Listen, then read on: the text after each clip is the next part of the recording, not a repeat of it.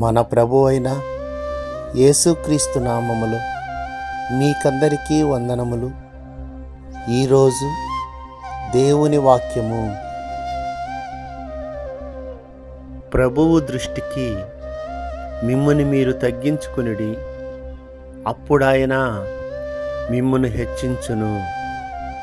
యాకోబు రాసిన పత్రిక 4వ అధ్యాయము 10వ వచనం.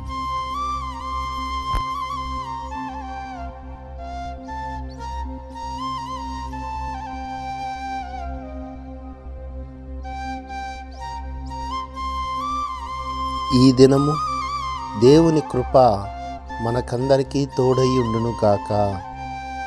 ఆమేన్.